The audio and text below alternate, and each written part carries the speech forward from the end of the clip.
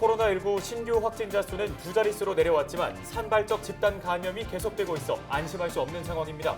은평구가 지역에서 발생한 코로나19 확진자의 감염 경로를 분석했더니 원인 불명이 20%에 달했습니다. 양천구의회가 반쪽짜리 의회로 전락했습니다. 양천구의회 국민의힘 의원들이 후반기 원구성에 동의할 수 없다며 임시회 등 의정 활동을 거부하고 있습니다. 의원 발언대에서는 상임위원회 회의를 생중계하자고 제안한 은평구의회 신봉규 의원을 만나 자세한 얘기를 들어보겠습니다. 양천구에 백세건강돌봄센터가 한 곳 더 생깁니다. 백세건강돌봄센터는 혼자 사는 어르신 등 취약계층을 대상으로 찾아가는 건강관리 서비스를 제공합니다.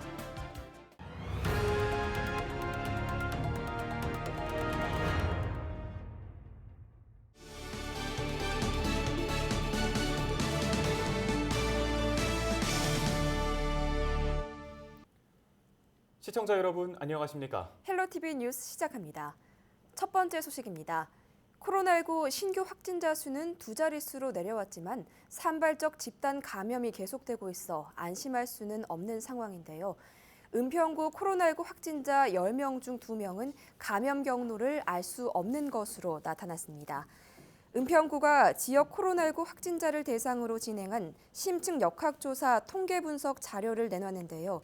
내용을 보면 확진자 256명 중 무증상 확진자는 72명으로 전체 확진자의 28.1%에 이르는 것으로 나타났습니다. 증상을 호소한 184명은 발열이 95명으로 가장 많았고 기침과 인후통 등의 증상이 그 뒤를 이었습니다. 감염 경로는 선행 확진자 접촉이 78.1%, 감염 경로가 불분명한 사례는 56명으로 21.9%입니다.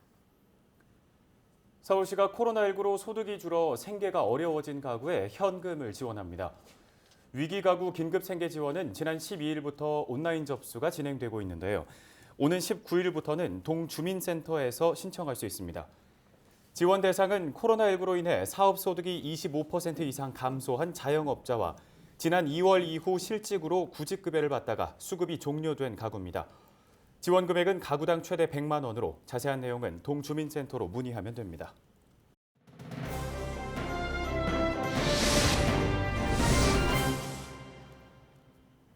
은평구의회 상임위원회 회의를 생방송하자는 의견이 구의회 내부에서 나왔습니다. 신봉규 의원의 제안인데요. 신 의원은 주민들의 알 권리 충족을 위해서 상임위원회 회의 생중계가 하루빨리 이뤄져야 한다고 주장하고 있습니다. 관련 내용 직접 들어보죠. 신봉규 의원과 화상 연결돼 있습니다. 안녕하십니까? 네, 반갑습니다. 네, 5분 발언을 통해서 상임위 회의 생중계를 제안하셨습니다. 그 배경부터 좀 듣겠습니다. 예, 의회는 안건에 대하여 분야별 상임위를 거쳐 최종적으로 의사결정을 본회의에서 합니다. 이 과정에서 보듯이 모든 의사결정의 실질적 논의가 이루어지는 곳이 상임위원회입니다. 이미 상임위원회를 통해 결정된 의안을 보고하고 의사봉만 두드리는 본회의의 생방송만으로는 국민의 알 권리를 충족하기에는 많이 부족하고 결정 과정에 문제가 있지 않는지 또 다른 문제 제기를 하는 경우가 발생하기도 합니다. 이처럼 의회의 실질적 의사결정 과정이 실시간으로 공개된다면 의사결정의 공정성과 투명성이 확보되어 은평구의회의 신뢰도가 더 높아질 것입니다.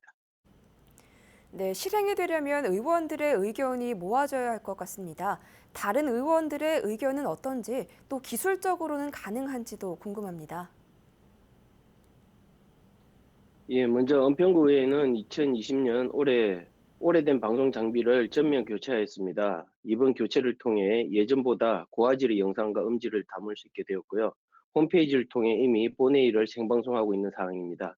따라서 상임위원회 생방송도 송출 결정만 하면 바로 홈페이지를 통해 진행할 수 있도록 되어 있습니다. 이를 바탕으로 의회 내에서 현재 논의 중에 있습니다. 여러 의원들이 모여 의사결정을 해야 하기에 많은 의견이 있고 서로 간 협의를 해야 하기에 시간이 걸리겠지만 앞으로의 시대 상황에서 반드시 필요한 것이 각 상임위원회 생방송 송출인 것은 명확합니다. 네, 생방송을 위한 시스템이 이제 모두 갖춰져 있는 상태다 보니까 의원들의 의견만 모아지면 가능한 것으로 보이는데요. 상임위 회의가 생중계된다면 주민들은 어떤 부분을 기대할 수 있을까요? 예, 현재의 방식은 은평 구민이 직접 의회를 방문해 방청을 하거나 오랜 시간이 지난 뒤 홈페이지에 게시되는 회의록을 통해 은평구의회의 의사결정에 대해 알 수 있는 방식입니다. 지금과 같이 빠른 정보 전달 체계를 일상으로 살아가는 시대에서 보면 벌써 바뀌었어야 할 부분이기도 합니다. 상임위원회가 인터넷을 통해 생방송된다면 은평 구민들께서는 직접 의회를 방문하지 않고도 의회가 열리는 시간에 어느 장소에서나 은평구 의회의 의사결정 과정을 핸드폰이나 컴퓨터를 통해 직접 보실 수 있으며 이는 사회적 거리두기가 요구되는 현 시대의 상황에도 부합하는 것입니다. 또한 은평구의 여러 현안에 대한 공공정보를 진입장벽 없이 누구나 접할 수 있게 되어 정보의 불균형 문제도 해결할 수 있다고 생각합니다. 네, 시대 변화에 대한 얘기를 해주셨는데요. 마지막으로 이 질문을 드려보겠습니다. 이 포스트 코로나의 중요성이 대두되는 시점이죠. 이런 상황에서 구의회의 역할은 무엇이라고 보십니까? 예, 무엇보다 코로나 이전의 생활 방식과 다른 모습에 대해 은평 구민들의 불편을 최소화하는 정책 제안에 중점을 두어야 할 것 같습니다. 아무래도 예산 집행의 근거가 되는 조례 등도 실정에 맞게 정비하고 대면 방식으로 치러지지 않더라도 충분히 서비스할 수 있는 그런 행정 서비스가 더 중점이 되어야 되고 또 이런 부분에 대해서 열린 생각으로 실천할 수 있도록 노력해야 할 것입니다. 네, 잘 들었습니다. 오늘 관련 내용은 여기까지 듣겠습니다. 지금까지 은평구의회 신봉규 의원이었습니다. 다음 소식입니다. 양천구의회가 원구성을 완료한 지 약 2달이 됐지만 갈등은 지속되는 모양새입니다. 국민의힘 의원 7명이 원구성 원천 무효화를 주장하며 의회 등원을 거부하고 있는 건데요. 반쪽짜리 양천구의회가 장기화될 경우 결국 피해는 주민들에게 돌아갈 것이라는 지적이 나옵니다. 심다혜 기자입니다. 업무 보고가 한창인 양천구의회 행정재경위원회 회의장입니다. 곳곳이 비어 있습니다. 본회의에 이어 상임위원회에도 국민의힘 의원 7명이 참석하지 않은 겁니다. 8대 양천구의회 후반기 의장단 구성 현황을 살펴보면 의장은 더불어민주당 서병환 의원, 부의장은 국민의힘 나상희 의원이 맡고 있습니다. 상임위원장 3석이 모두 더불어민주당 의원인데 국민의힘 의원들은 그중 1석을 야당 의원이 해야 한다고 주장합니다. 원구성을 다시 해야 한다는 입장입니다. 상임위원장이라는 거는 그 견제 기능에서 가장 중요한 자리예요. 그걸 한 자리라도 최소한 저희가 가져와야겠다고 하는 거는 밥그릇 싸움이 절대로 아니고 저희가 원래 해야 되는 구위원회 야당의 본인의 역할이라는 거예요. 그래서 원구성을 다시 하겠다고 주장을 하는 거고요. 더불어민주당 의원들은 야당의 요구를 받아들일 수 없다는 입장입니다. 의장단 선출은 이미 끝난 문제라는 겁니다. 또 야당 의원들이 발의한 조례는 최소한 상임위원회에 참석해 설명을 해야 하는 것 아니냐며 보이콧 중단을 촉구합니다. 들어와셔서 하라. 그리고 지난번 본회의 때도 본인들이 5분 발언, 신상 발언 하는 최소한 본인들이 발의한 조례에 대한 당사자로서 조례안 발의 설명을 하셔야 되는 거 아니냐. 그래서 들어오시는 걸 원칙으로 하고. 민주당 의원들은 이번 회기에 올라온 안건 25건 중 시급을 요하는 안건을 제외하고 상정을 보류하겠다는 계획입니다. 지난 임시회에서도 16건의 안건이 올라왔지만 최종 본회의에서는 7건만 통과됐습니다. 현재 양당의 의견차가 좁혀질 기미가 보이지 않자 야당 의원들의 보이콧이 장기화될 것이라는 예측이 나오는 상황. 이렇게 될 경우 결국 피해는 주민에게 돌아올 것이라는 지적이 나옵니다. 11월 행정사무감사 그리고 2021년 내년 예산안 심의 등 아주 중요한 일정들이 다 있거든요. 이 일정이 있음에도 불구하고 구회가 정상화되지 않으면은 우리 국민들의 피해 그리고 행정의 계속 문제점으로 남게 될 수밖에 없다.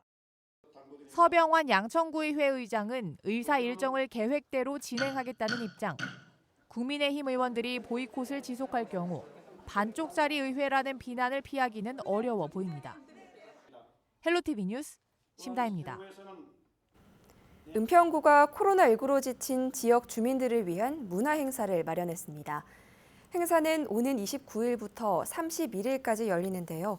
먼저 찾아가는 버스킹 공연이 29일부터 사흘 동안 불광천과 아파트 단지 등에서 열립니다. 30일에는 오마이걸, 박예리 등 인기 가수가 출연하는 비대면 공연이 은평문화예술회관에서 개최됩니다. 또 집콕놀이 이벤트로 쿠키 만들기 체험 행사가 준비되어 있는데요. 온라인으로 쿠키 만들기 키트를 신청하면 쿠키 만들기 행사에 참여할 수 있습니다. 양천구가 무급휴직 근로자에게 최대 100만 원의 지원금을 지급합니다. 지원 대상은 사회적 거리두기 조치로 무급휴직하게 된 근로자로 양천구의 50인 미만 기업에 소속된 고용보험 가입 근로자입니다.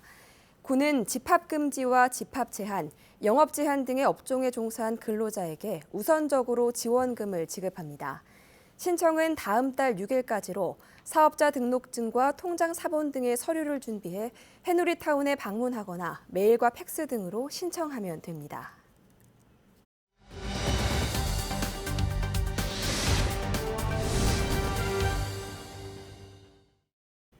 양천구에 백세 건강돌봄센터가 한 곳 더 생깁니다. 이 백세 건강돌봄센터는 혼자 사는 어르신 등 취약계층의 건강관리 서비스를 제공하는 역할을 하는데요. 자세한 내용 양천구 보건소 윤형심 건강돌봄팀장 연결해 살펴보겠습니다. 네, 팀장님 안녕하십니까? 예, 안녕하세요. 네, 우선 백세 돌봄 건강 사업이 정확하게 무엇인지 간단한 설명부터 부탁드립니다. 예, 동주민센터 복지 플래너나 아니면 방문 간호사가 건강 고위험군 취약계층을 대상자를 의뢰하면요. 의뢰자를 5명의 전담팀인 의사, 간호사, 사회복지사, 영양사, 작업치료사가 집으로 방문하여 포괄적인 건강평가 및 케어 플랜 수립 후 3개월간 맞춤형 통합 서비스를 수행하는 것입니다. 건강 돌봄 대상자로 선정이 되면 영역별 구조화된 평가 척도를 활용해서 건강평가를 실시하고 사례회의를 거쳐 우선순위를 세우고 맞춤형 서비스를 제공합니다. 집중 서비스 이후에 건강 돌봄 대상자가 자가 건강 관리 능력이 향상되어 마을 공동체의 일원으로 함께 살아가는 것을 최종 목적으로 하고 있습니다. 네, 내년에 이 백세 건강돌봄센터가 추가 설치된다고 들었어요. 그러면 서울 자치구 중에서 유일하게 2곳이 있게 되는 건데 앞으로 지역사회 중심의 포괄 케어를 강화한다고 들었습니다. 구체적인 계획은 어떻게 되는 건가요? 예, 저희 2019년 10월부터 신월 백세건강돌봄센터를 실시하였고요. 내년이면 목동 보건지소에 백세건강돌봄센터가 설치됩니다. 보건소에 찾아오는 내소 중심형 의뢰 서비스가 마을 중심의 방문 건강돌봄 서비스로 전환하면서 영역별 전문가가 직접 맞춤형 포괄 서비스를 제공하고 의료, 복지, 돌봄의 사각지대 없이 건강돌봄의 촘촘한 체계를 구축하고자 합니다. 네, 코로나19로 인한 사회적 거리두기 실천 속에서 이 방문 서비스가 어려울 것 같기도 한데요. 이에 대한 고민이나 대책도 있으신지 궁금합니다. 이게 건강돌봄 대상자를 방문 전 발열이나 호흡기 증상 등 유증상이 있는지에 대한 건강 상태를 유선으로 체크하고 있고요. 방문할 때는 대상자에게 자택 이동은 업무용 차를 활용해서 방문하고 있습니다. 또한 기본적인 마스크 및 보호 장비를 착용해서 방역 수칙을 철저히 지키고 감염의 위험을 최소화하고 있습니다. 네, 알겠습니다. 지금까지 양천구 보건소 윤형심 건강돌봄팀장과 연결해봤습니다. 다음 소식입니다. 지난해 서울자치구가 실시한 공동주택 관리 실태 조사가 전체의 6%뿐이라는 것 전해드렸는데요. 오늘은 왜 자치구의 실태 파악이 절실한지를 따져보겠습니다. 이 아파트 관리 비리를 방지하기 위해 지난 2015년부터 도입된 게 외부 회계 감사 제도입니다. 서울 공동주택의 절반 정도가 이 의무 회계 감사 대상에 해당되는데요. 하지만 저희 취재 결과 2년 연속 회계에 문제가 있다고 판단된 부적합 단지들 중 자치구 실태 조사가 이루어진 곳은 한 곳도 없습니다. 이혜진 기자가 취재했습니다. 정부가 공동주택 의무감사제도 시행 3년 차에 내놓은 관리비리 방지체계 자료입니다. 300세대 이상은 해마다 의무적으로 외부 회계 감사를 받아야 하고 이 결과와 민원 등을 기초로 지자체 감사를 실시한다고 나와 있습니다. 하지만 이 의무감사에서 2년 연속 부적합 판정을 받은 단지 중 단 한 곳도 자치구 실태조사를 받지 않은 것으로 TBS 취재 결과 파악됐습니다. 서울 공동주택 의무감사 단지 중 2017-2018 회계연도 부적합 판정을 받은 단지는 모두 19곳. 정부 방침대로라면 2년 연속 부적합 판정을 받은 단지들이 지난해 실태조사에서 우선순위가 돼야 했지만 자치구는 이 중 단 한 곳도 들여다보지 않은 겁니다. 2년 연속 부적합 의견을 받은 단지에 감사 보고서를 들고 담당 구청을 찾아가 봤습니다. 보고서의 지적사항과 문구가 반복되는데도 관련 공무원은 전혀 눈치채지 못했습니다. 이런 거는 제가 이제 처음 요거 말씀해 주셔서 알았는데 선정하는 거는 단지에서 하는 거지. 우리가 어떻게 이야기할 수 없는데 이런 상황은 좀 이렇게 자제를 해라. 단지에 이야기할 수 필요성을 느꼈네요. 자치구의 허술한 관리는 지난해 실태조사 실적에서도 드러납니다. 전국의 의무감사단지 만여 곳 가운데 260여 단지가 회계법인으로부터 부적합 의견을 받은 것으로 나옵니다. 이 중 서울 공동주택은 48단지. 하지만 실태조사를 받은 아파트는 8단지로 자치구가 회계 부적합 단지 중 6분의 1만 들여다봤다는 계산이 나옵니다. 적정 판정을 받은 단지들에 대한 부실 감사 의혹도 제기됐습니다. 노원구의 한 아파트는 감사인이 2017-2018 회계연도 의무감사에서 2년 연속 적정 판정을 내렸습니다. 노원구청은 그러나 올해 초 해당 아파트에서 장기수 선충당금 9억 9천만 원의 횡령 사실이 드러났다며 현재 관련 재판이 진행 중이라고 밝혔습니다. 지금 현실적으로 봐도 회계감사인이 적정하게 회계 감사를 했다면 그런 의견은 나올 수가 없었겠죠. 의무감사에서 부적합 판정을 받은 단지와 부실감사 의심 단지들을 걸러내는 서울시의 회계감사위원은 9명. 하지만 대부분의 자치구는 서울시 감사위원들을 통해 회계 분야 감사를 진행하고 있다고 답했습니다. TBS 이혜진입니다. LG 헬로비전이 지역 아동복지시설에 코로나19 방역 물품을 기부했습니다. LG 헬로비전은 지난달 초 초록우산 어린이재단과 지역 소외계층 아동 지원을 위한 업무 협약을 맺었는데요. 첫 공동사업으로 아동복지시설에 코로나19 방역 물품을 지원했습니다. 지원 대상은 서울 은평구 등 LG 헬로비전 방송 권역 내 지역 아동센터 20곳으로 10곳에는 열화상 카메라를, 나머지 10곳엔 마스크를 각각 1,000장씩 전달했습니다. 방역 물품을 지원받은 지역 아동센터 관계자는 아이들이 감염으로부터 좀 더 안전한 환경에서 센터를 이용할 수 있게 됐다고 말했습니다. 여러 친구들이 오는 시설이니까 올 때마다 들어올 때마다 열 체크해야 되고 손 씻어야 되고 마스크 착용하는 거 안내해야 되고 일일이 한 명 한 명 다 해야 되는데 이제 열화상 카메라가 설치되고 나니 아이들이 저마다 이제 자기가 직접 가서 이렇게 체크하고 그리고 기록하고. LG 헬로비전은 취약계층 복지 증진에 기여하고 지역사회와 상생하기 위한 사회 공헌 활동을 지속해서 펼칠 계획이라고 밝혔습니다.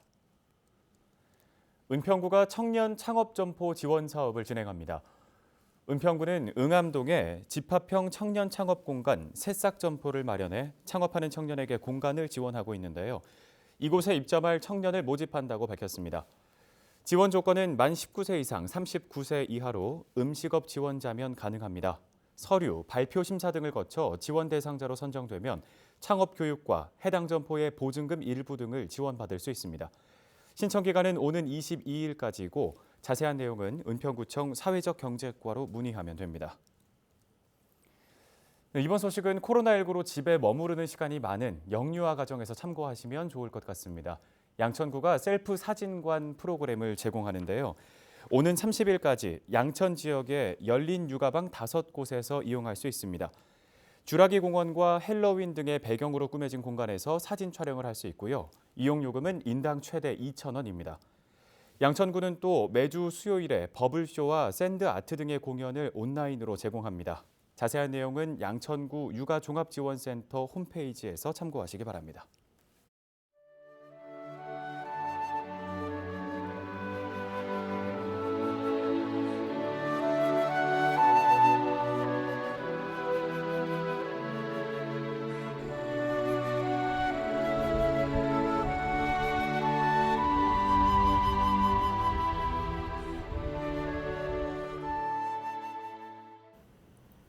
헬로티비 뉴스는 언제나 지역 주민 여러분 곁에 있겠습니다. 함께해 주신 여러분 고맙습니다.